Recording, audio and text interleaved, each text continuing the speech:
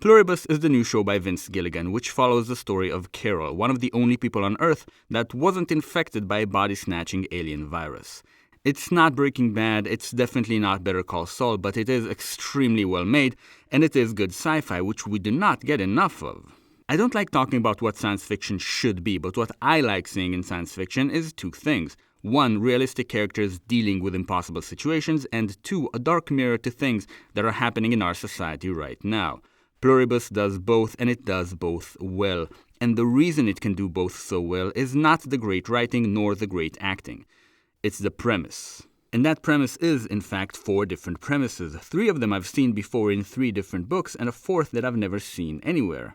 Well, not exactly. We'll get to that. But first, I want to be clear. When I go over these possible literary influences, that is not a criticism. Every piece of media we see was influenced by pre-existing media, and every idea that you read or watch is now yours to use in your own works.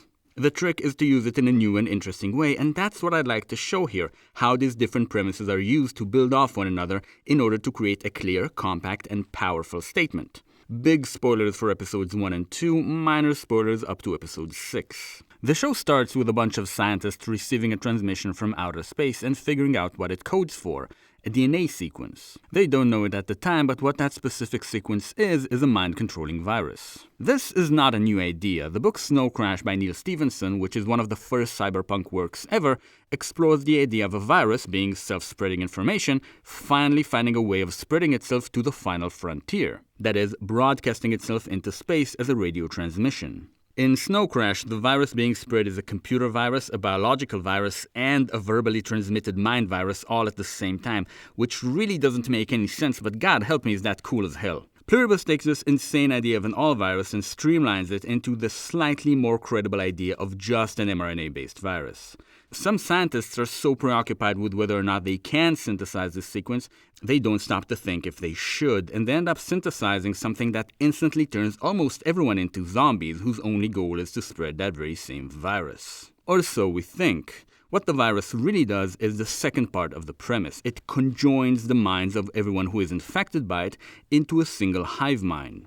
This is a very similar idea to the Conjoiners from Alistair Reynolds' space opera Revelation Space, where the Conjoiners are cyborgs that inject machines into their brains in order to be able to communicate through Wi-Fi or something. Here, Pluribus streamlines the idea not by making it more scientifically plausible, but by simplifying. The alien space virus simply makes everyone telepathically conjoined, without adding any machinery that would actually be capable of transmitting electromagnetic signals. It doesn't make any sense scientifically, but you're not here to learn biology, you're here to learn about stories, and the plot is essentially the same in both Pluribus and Revelation Space.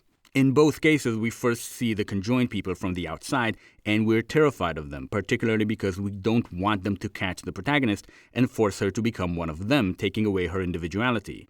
But the more we interact with them, the more we find that these non-humans we were terrified of are genuinely benevolent, and that it's probably pretty great to be one of them. Under that light, their insistence of conjoining unwilling participants into their hive mind doesn't seem evil. From their perspective, they're trying to save the protagonist from immense suffering. Carol's resistance to being conjoined can be seen in 2 ways. Either you agree with her, thinking that she should fight to keep her individuality, or you think the hive mind is right and she should do whatever she can to join them and leave behind the pain of being an individual.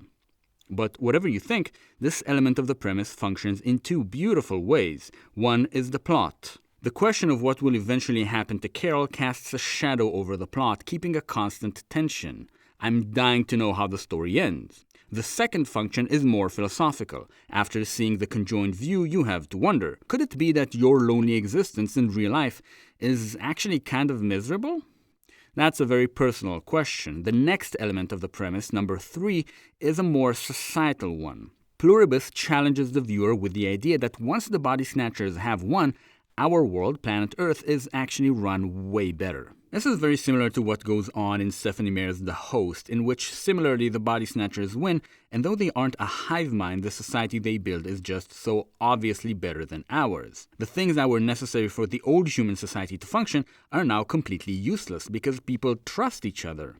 Pluribus does a great job of demonstrating that concept through the absence of a police force, the absence of signifiers of authority like uniform, or even the absence of laws. You don't need a police force when people don't want to hurt one another. You don't need laws if people are responsible and well-meaning. This is a very interesting idea because it makes you think about your society, specifically how little trust you have in the people you coexist with. It makes you acknowledge that a constant threat of violence is one of the things necessary for your society to run properly. Isn't that such an ugly thing to think about? Both in the host and in Pluribus, money just doesn't exist, which makes you think about how in our world, every single person who is giving you services is doing so because of a system that forces them to do it or they will starve.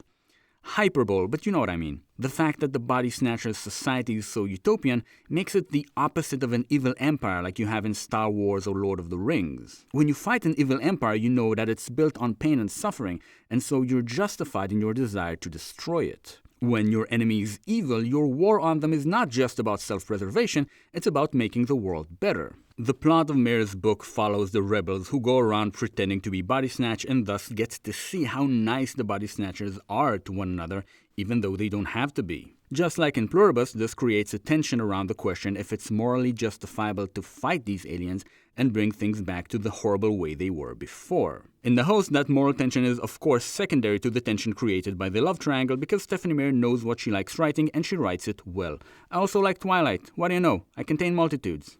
The thing about Pluribus, the fourth and most interesting element of this multi-premise, is that unlike in the host, in Pluribus, there is no fighting to be done. Carol is stubborn and persistent in her rebellion. She drives the Conjoiners out of her city, she forces them to turn the lights on, she goes to meet the other non-affected humans, urging them to fight for humanity, fight for their individuality. But assuming you weren't doom-scrolling on your phone while watching, you must have noticed how performative it all feels. When she wants to meet the other humans, she needs to ask the hive mind to call them for her. When she wants to fly, it's the hive mind that pilots the plane. All the things she allegedly makes the hive mind do, she does by asking.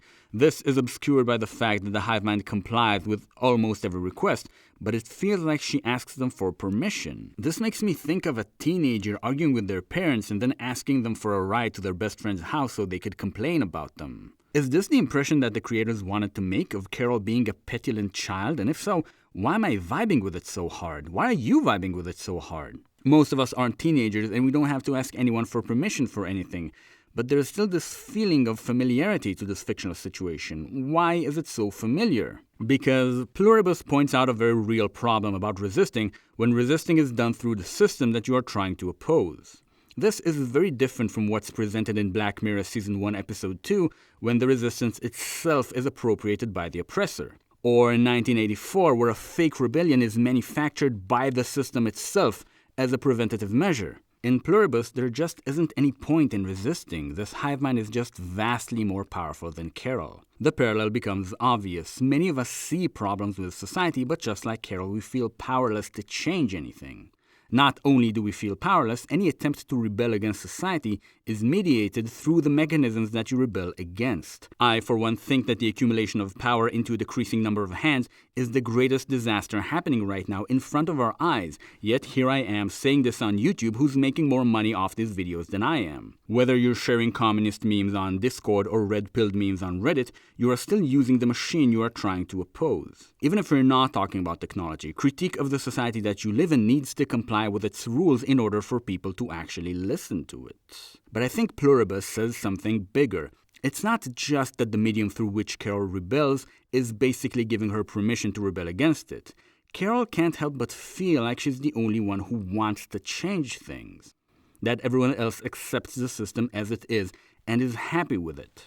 Pluribus does a great job of showing the problem with comfort. There's a part in episode 6 where Carol visits Mr. Diabate, another person who's immune to the virus, and she wants to stay and convince him that they should resist together.